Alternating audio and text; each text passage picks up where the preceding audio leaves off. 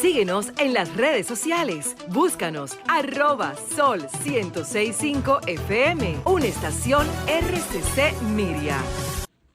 Yo quiero compartir un artículo que publicó hace un tiempo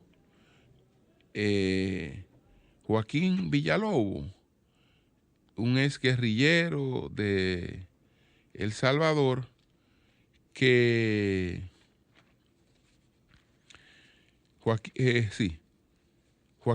el artículo se titula El Camino del Infierno. El Camino del Infierno.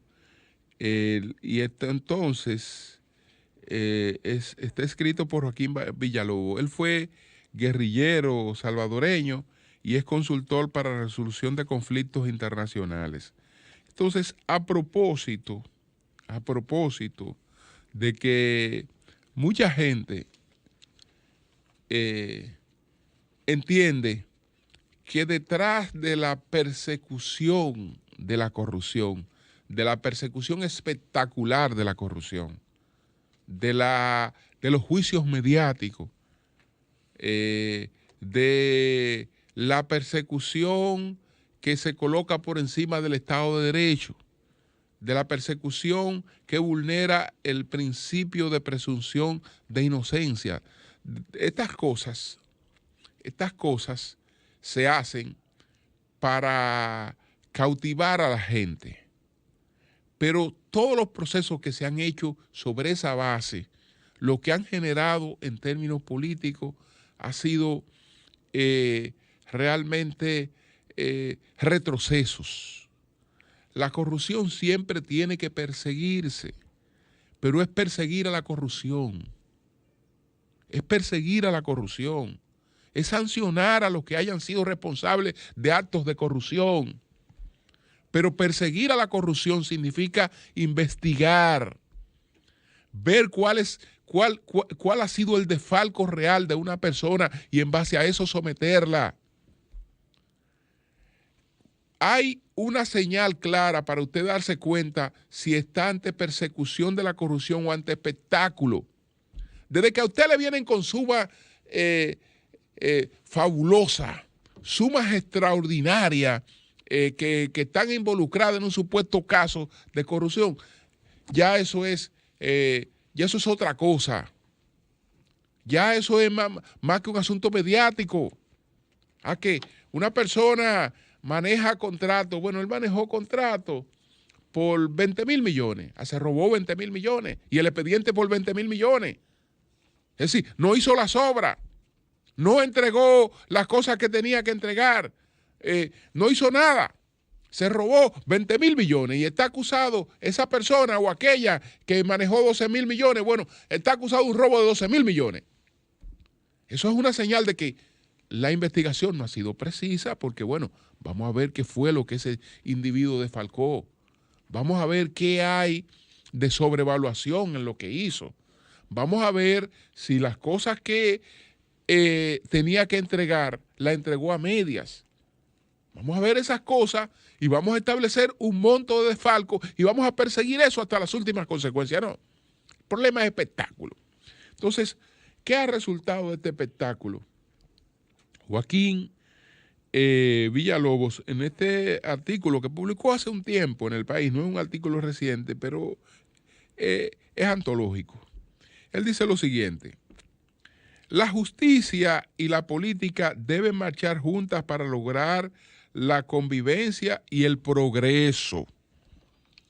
En Italia, hace 25 años, el fiscal Antonio Di Pietro inició una tenaz lucha contra la corrupción conocida como Manos Limpias. Más de 1,200 empresarios y políticos fueron condenados. La mitad del Parlamento estuvo bajo investigación. Ni el Vaticano quedó libre de culpa. Berlusconi se convirtió en el redentor y los partidos que habían gobernado Italia desde 1948 fueron destrozados. Los resultados de aquel huracán de moralidad fueron fatales para la economía. La política y los ciudadanos de Italia siguen sin recuperarse y la corrupción empeoró. Esos fueron los resultados de aquella persecución espectacular, mediática, a la corrupción. Es decir, no hay una Italia mejor, hay una Italia más corrupta y sin una clase política realmente experimentada. En Venezuela, a finales de los 80, medios de comunicación, intelectuales y poderes económicos atacaron por la corrupción a toda la clase política. En 1989 tuvo lugar una gran movilización y en 1992 la telenovela Por estas calles llegó a ser la más exitosa de la televisión. Ambos sucesos tuvieron por tema la corrupción. Hugo Chávez se convirtió así en el redentor. El viejo sistema de partidos fue despedazado y un grupo de corruptos oportunistas con banderas revolucionarias tomó el poder. Venezuela sufre ahora un desastre. Fíjense lo bien que le ha ido a Venezuela, con más de 5 millones de venezolanos que han tenido que desparramarse por todas partes del mundo, desesperados, y un país sumido en una crisis humanitaria y en una crisis política de la que no se sabe cuándo salga. Un país con riquezas para vivir en democracia y progresar en democracia y que las confrontaciones políticas se diriman ahí internas, etcétera, que la gente escoja a quien entienda que debe escoger. Con todas esas condiciones, fíjense lo deprimente que es la situación venezolana que resultó después de eso. Guatemala fue intervenida internacionalmente para perseguir a genocidas, corruptos y criminales. A finales del 2015, el presidente, el general Otto Pérez Molina, promotor del proceso de paz, fue destituido por corrupción.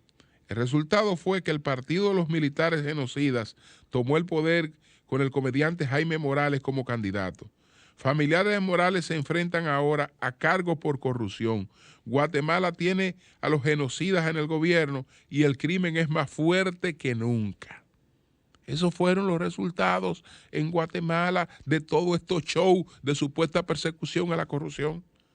Empeoramiento de la situación guatemalteca. No otra cosa, porque eso es lo que dan los shows. Eso es lo que dan los shows. En Brasil, la lucha contra la corrupción derrumbó un gobierno, estableció una polarización que puede arruinar al país por muchos años y se está hablando de amnistía porque la corrupción abarca todos los partidos. La corrupción apareció como problema simultáneamente en varios países. Cuando esto ocurre, existe un problema estructural que tiene causas que debemos entender y atender. La política continental ha pasado por 3 temas centrales: derechos humanos, liberalización económica e inclusión social. En democracia, gobiernos de derecha a izquierda se han alternado y con ello la corrupción que siempre existió dejó de ser invisible. Sin democracia la política era barata y los partidos, los parlamentarios y los jueces irrelevantes. Los poderes económicos instrumentaban al Estado y nadie podía competirle. Estamos frente a una nueva realidad en la que factores objetivos y hasta culturales generan corrupción, la financiación de la política, la gobernabilidad con los parlamentos de composición complicada, la existencia de recursos estatales sin controles y el surgimiento de nuevas élites económicas que consideran tener derecho a utilizar al Estado para fortalecerse, porque eso fue lo que hicieron las antiguas élites. Esto ha ocurrido cuando la democracia está independizando y empoderando a la justicia. No se trata entonces de una lucha de buenos contra malos, sino de un reto que requiere considerar todo el contexto. De nada sirve atacar los síntomas si no se resuelven las causas. Reducir la corrupción requiere abordar los sistemas señalados de forma abierta y pragmática y esforzarse porque la justicia y la política avancen. Es decir, usar la justicia, el Ministerio Público, como un instrumento de destrucción de la política o de la oposición política, eso, señores, le termina haciendo daño a todo el mundo, incluyendo al que está en el poder. Incluyendo al que está en el poder. Porque es que las cosas se salen de control. Se salen del control. Los promotores de la guillotina, incluso el que la creó, terminó guillotinado. Todo el que llevó a otro a la guillotina terminó guillotinado. Terminó guillotinado. ¿Por qué? Son cosas que vienen, que van, etcétera, etcétera. Bueno, entonces, eso es lo que tenía que ver con esta parte.